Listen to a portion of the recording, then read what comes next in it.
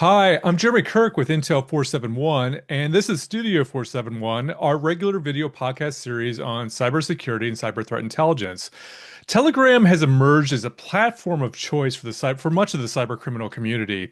It features stolen payment cards, stolen login credentials, hacking tools, all for sale. As one podcast recently put it, it's like having the dark web in your pocket.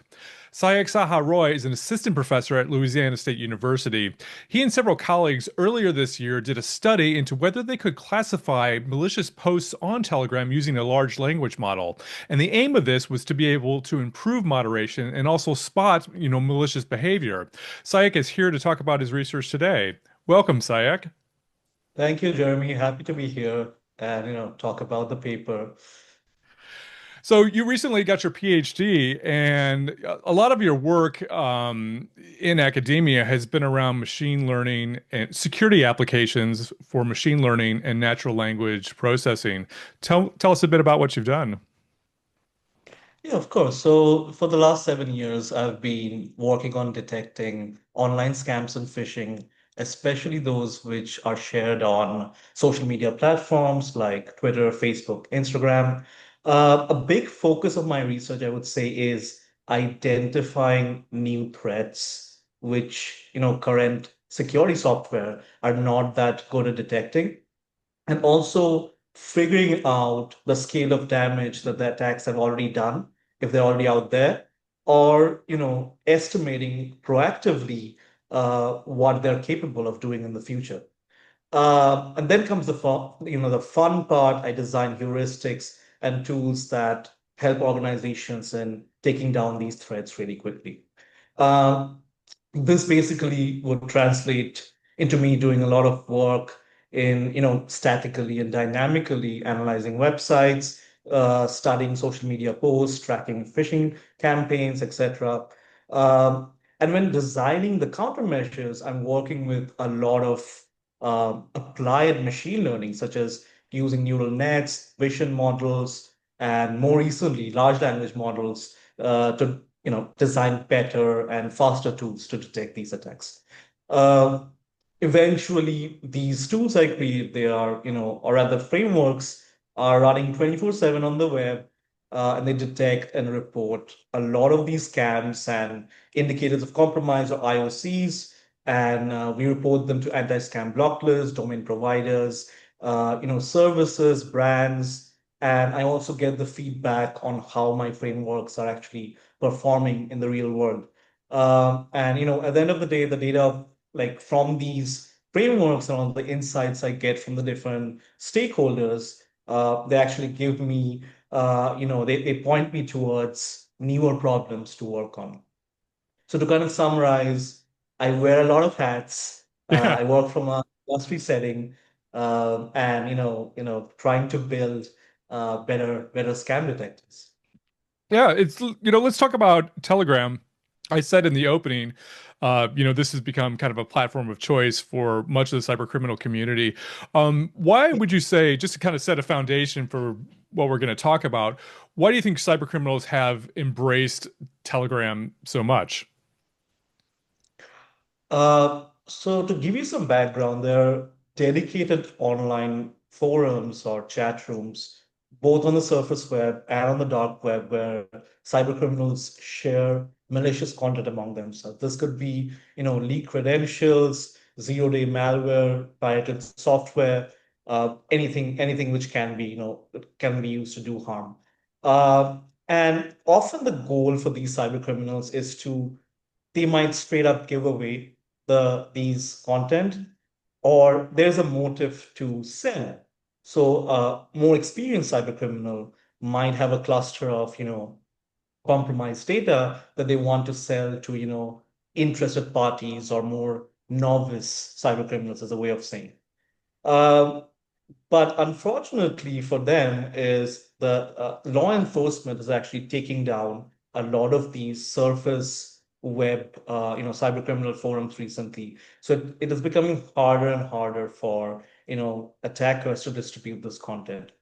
So as part of our research framework, we actually keep an eye on these forums from time to time because they give us the indication of where the threat landscape is going over time.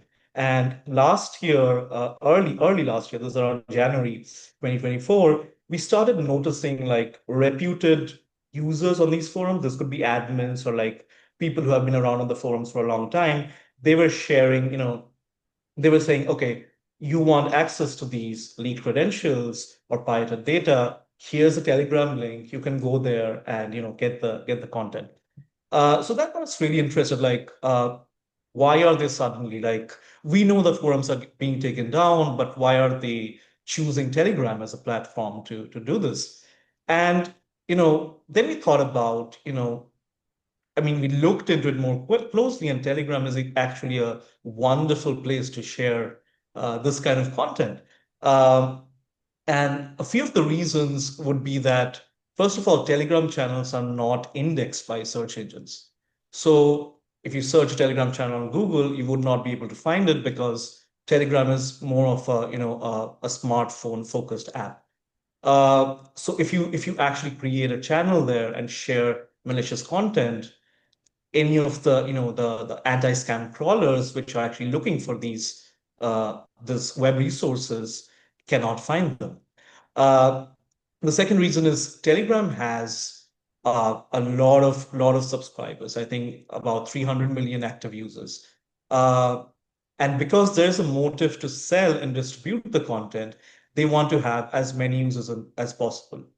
If we do a parallel between this and the dark web, where a cyber criminal, a budding cyber criminal, needs to use Tor, needs to hide the network activity to be reliably able to access this. So this massively impacts how they can access these forums. Telegram is just one smartphone you download. If you know the channel, you just go to it, sign up, you're done, you have access to it. And later we will talk about through this podcast, like how much impact these channels are having on Telegram, and what are the moderation strategies basically they are taking to remove them, and that kind of also factors into why cyber criminals are, creating these channels and distributing this content. Yeah. Yeah. Yeah, it's fast, responsive. There's webhooks, there's storage. You've got access to market. You've got all of these things that make it a lot easier than, people aren't running. I don't think people run Tor on their phone. I don't know. Maybe people probably do, but as far Right. as like accessibility, it's there, right? So your study was like looking at using this, a burp-based framework. We'll talk about that. And you created something called Darkgram, which kind of class can look at well, you'll tell us what it does. First, tell us what Darkgram is and tell us what a burp-based framework is and how what's the goal of it? So we built Darkgram. It is an automated framework that can identify the malicious posts that are being shared on Telegram.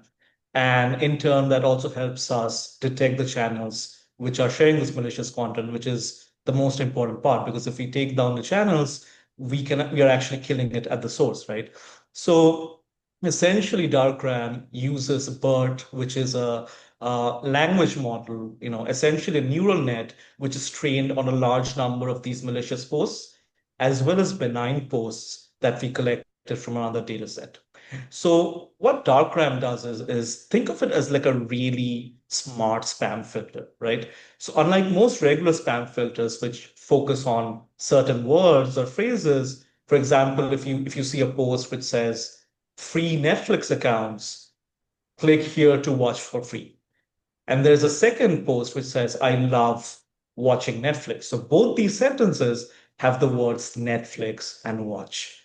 But Bert actually sees the whole sentence and realizes the context of it. So it looks through the entire sentence and figures out, okay, the first one is actually malicious. It is trying to share some leaked credentials. And the second one is actually someone who is enthusiastic about watching Netflix.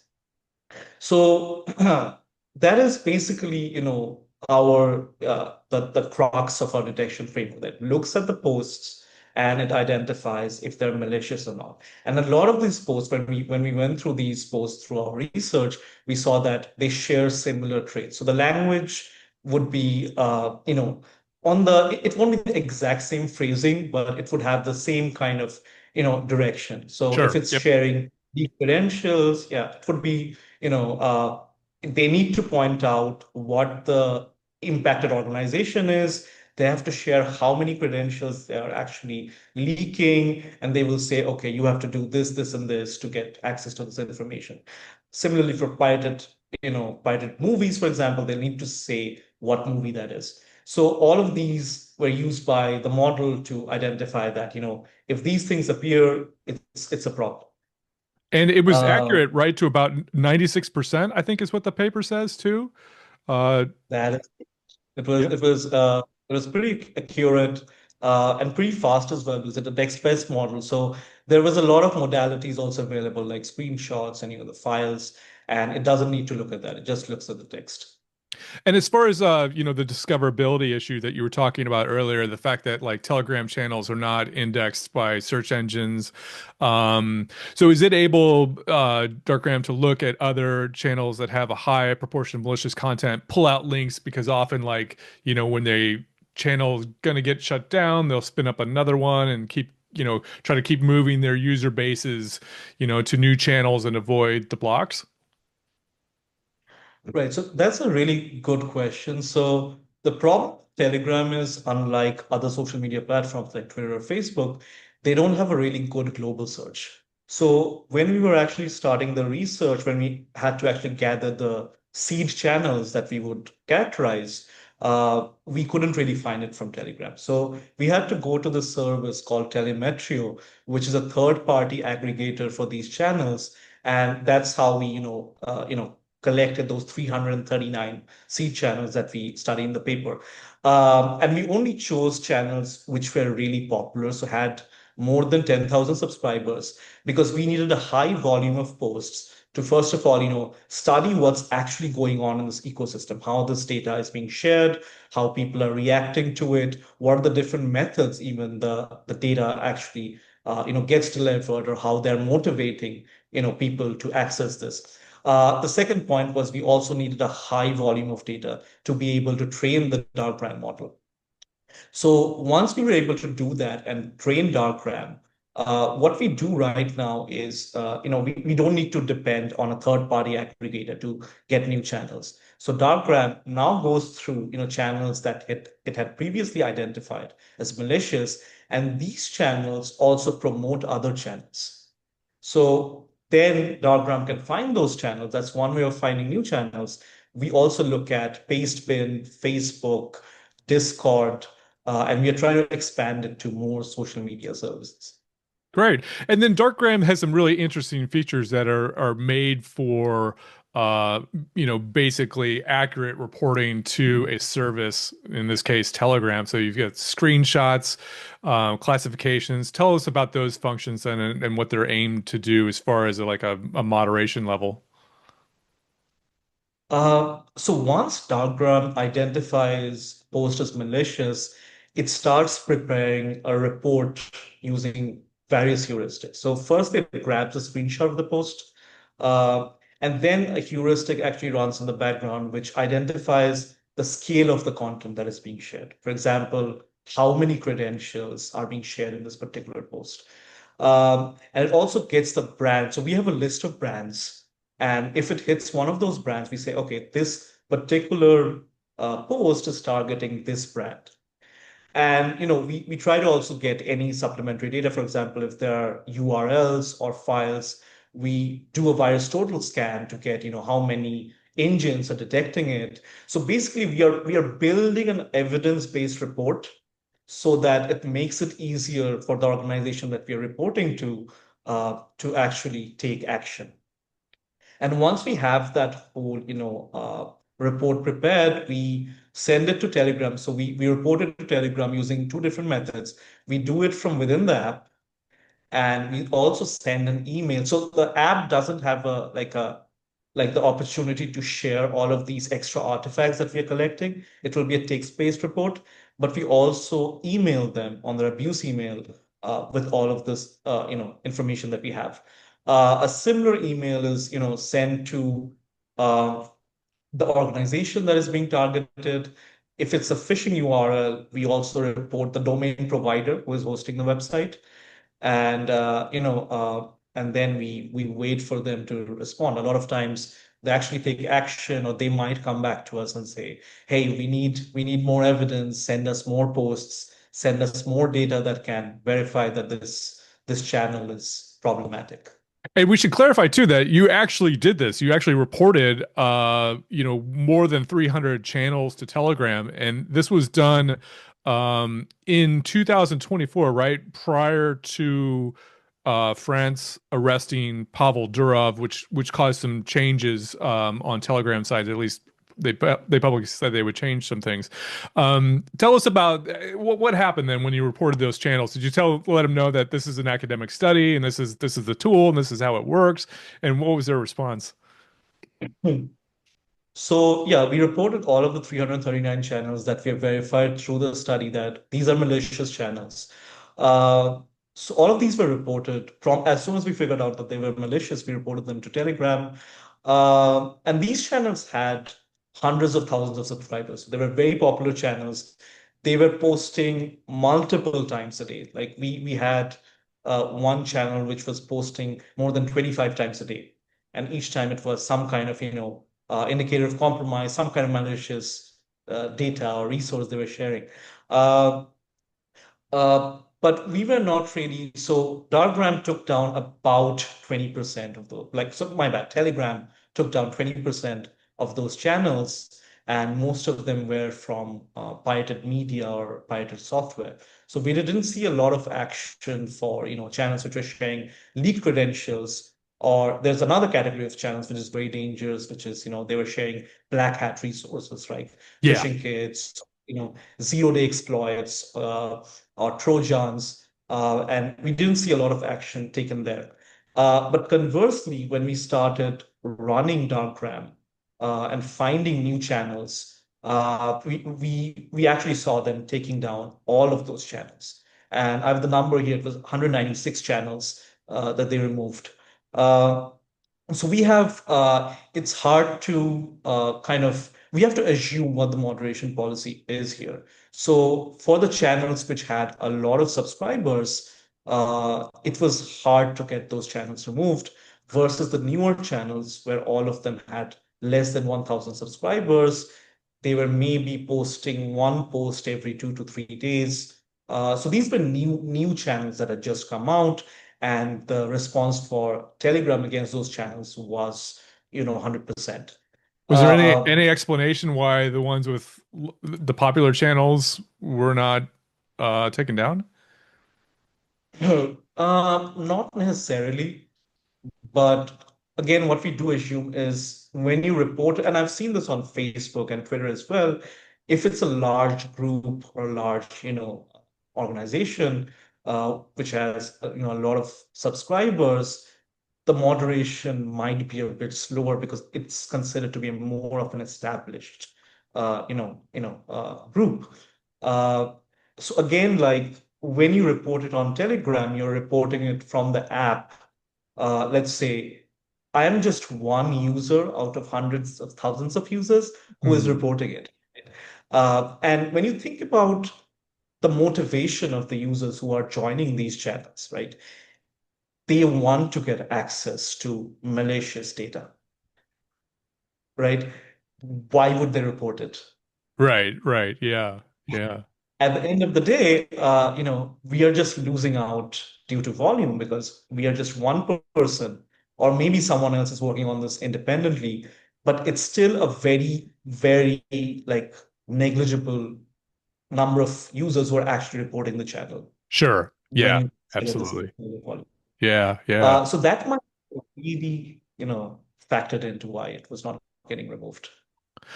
And so you also looked at just the kind of degree of harm, right? The degree of harm of these channels and also the degree of harm directed toward users of the channels, right? Because people in those channels are exposed to a lot of sort of malware and scams and things like that. Talk a little bit about that side of it. Yeah, so we were tracking. It is very hard to get like a financial number of how much money can be lost due to this, like lost by the organization due to these malicious content being shared because let's say, for example, leaked credentials. Like there were millions and millions of credentials that were getting leaked, and usually, like the when we report these credentials, it takes the organizations a while to triage this and to verify this, and usually it's hard to get a good estimate of how many users were getting affected at the end of the day. When we look at pirated software, pirated, games or movies, with how streaming services, how that whole monetization situation works, it's hard to get a strong number. Uh, but we did see that if even if we took a safe estimate that we have in the paper, around I think $10 million was easily lost due to Yeah. these content being shared. And again, we're looking at a very small sample of channels. Like there are a lot more already out there. A lot of them, like as researchers, we can only ethically look at the channels which were public. There were a lot of private channels as well that we couldn't look into. Um, that is harm to the target organization and harm to the users who are using those services. We look at the flip side of it, which is harm to the consumers who are going to these channels and using this content. And this is one of my favorite parts of the paper because it's so ironic. So we actually saw that users who were coming into these channels, which had hundreds of thousands of subscribers, yes, they were sharing, quote unquote, legitimate leaks, but they were also sharing, malware and phishing websites and saying, hey, if you want to get access to this content, you have to go there, you click on that link, you get hit with a phishing scam or, some kind of, drive-by download. Yep. Um, and I found it really interesting because it is more of the you are trying to harm your own subscribers who have a lot of faith in your chat. I mean, I'm going to call it like more like no honor among thieves, right? Absolutely. Yeah. Yeah. Because and it was really also interesting that when these phishing URLs were being shared, again, these channels are broadcast only, mostly like the admin shares the post and the subscribers can react to them through emojis. Very few percentage of posts act where the user can reply to those, to the admin. So we track the emoji responses, and for 74% of these malicious posts had a positive reaction. So people were liking it, people were loving it. So again, it made it seem like the users were not sure what they were getting into. Like they were putting Hmm. themselves in harm's way. And again, you have to like contextualize, like, for example, for pirated software, pirated media, the people who are accessing these channels, they just want to get access to the free content. Yeah. They might not be like, very experienced cyber criminals, or they might not even be very like proficient with tech as a whole, right? And these people are coming in, they're downloading the malware, they're going to the phishing website, and they're losing their own data or their own finances. Yeah. Yeah. That's extraordinary. So, are there plans for Darkgram? Because I mean, conceivably, you could apply this to any sort of, sort of social media site, Telegram or not, or Discord, and use it as, as you explained, a pretty valuable tool to extract threat intelligence from too, right? You can get a bunch of indicators from it too. What are the plans for it, if any? So we are expanding Darkgram. So Darkgram is open source, but the open source version is a few releases behind to what we're actually working on right now. So we are always like looking for new vendors to come in. So for example, we presented this paper at Usenix, and we had a few vendors coming to us and saying, hey, add us to Darkgram because we have use for this data, right? So we are actually working on something which would make this data more accessible. So right now we have to report it from our end. right? And we need to figure out, first of all, this whole process, which brands are getting affected. We are reporting it. We are hearing back. So it's a longer process. And in the cyber criminal ecosystem, the scam ecosystem, the more time it takes to take down a particular attack, the more beneficial it is for the attacker, and the impact, the negative impact, the chance of victims goes up exponentially, right? So we're working on something which would make this more seamless, the whole reporting and triaging part. And we will have more news to share very soon regarding this. That sounds That's terrific. all I Well, can. I the in the show notes we'll link to the paper as presented at Usenix. And Sayak Saha, thank you so much for joining me. I appreciate it. And thanks again for having me.